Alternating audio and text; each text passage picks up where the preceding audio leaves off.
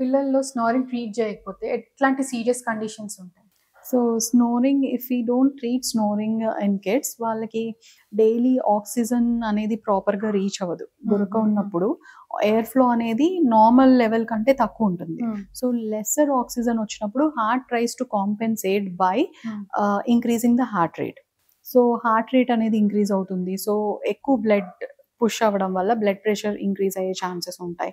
But all this will not happen in a single day. Over a period of years this will happen. And వాళ్ళకి pulmonary hypertension అంటే లంగ్లో ఉన్న వెజల్స్లో blood pressure increase అవ్వడం, తర్వాత general pressure increase అవ్వడం, maybe after 15-20 years తర్వాత ఇలాంటివన్నీ జరుగుతాయి. So if you don't treat snoring, so long term complications ఉంటాయి.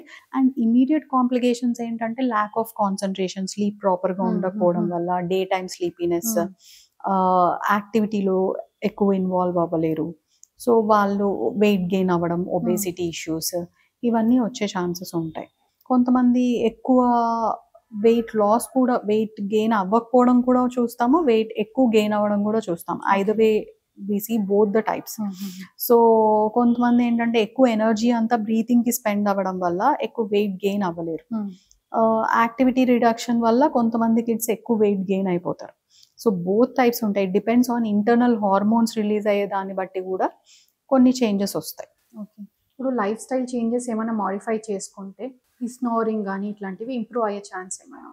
రెగ్యులర్ యాక్టివిటీస్లో ఇన్వాల్వ్ అవ్వడము, and ice creams, cool drinks ఇవన్నీ అవాయిడ్ చేయడం, ఏసీ అవాయిడ్ చేయడం, వీటి వల్ల టు సమ్ ఎక్స్టెంట్ ఎక్స్టర్నల్ ఫ్యాక్టర్స్ని మనం కంట్రోల్ చేసి అడినాయిడ్స్ ఉన్నా కానీ బ్రీతింగ్ బెటర్గా ఉండేలాగా చూసుకోవచ్చు.